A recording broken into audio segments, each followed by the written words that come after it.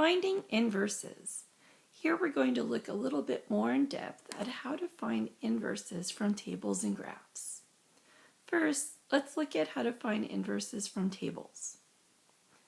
The inverse of a function has all the same points as the original function, except the x's and y's are reversed. So for example, if our function has this table that contains the points 1, 2, 2, 3, 3, 4, 4, 5, and 5, 6, we can obtain the inverse, and remember the notation f to the negative 1 of x designates inverse, by reversing the x and y values in each point.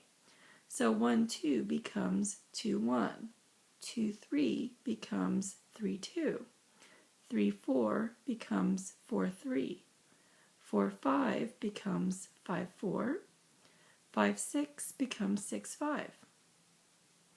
So let's look at a graph of the function and its inverse. So first I'm going to graph the points of the original function in blue, connect them to form the line, and then we'll graph the points of the inverse in red and connect that. So here is the graph from the table. The inverse is in red, the original function in blue.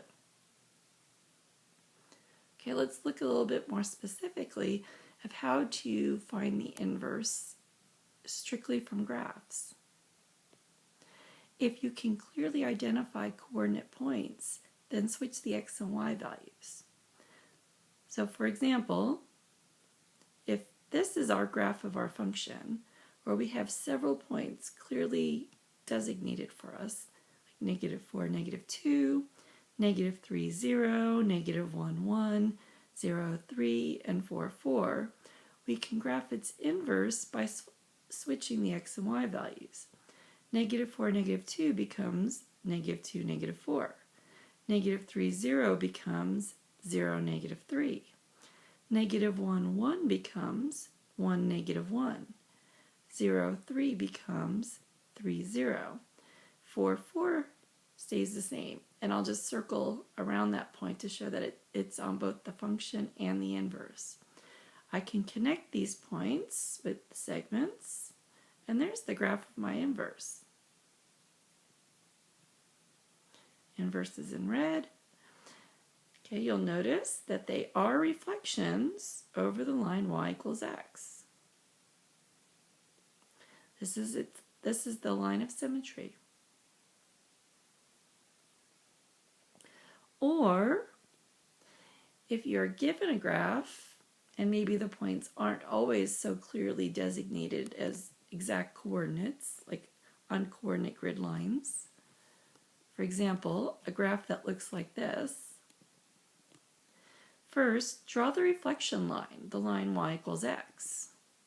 So we drew that here in gray. Then, draw diagonals from known points to the reflections. And these diagonals are going to be perpendicular to the line y equals x.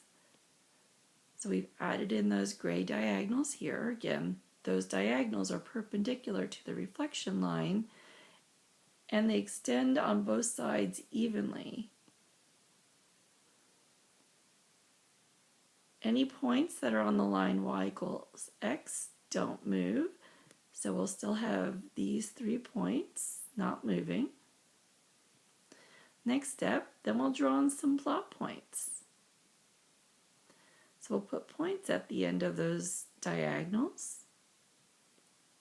Finally, we'll connect the points. So we did that in purple. So we drew the inverse in purple without even knowing what function we had originally.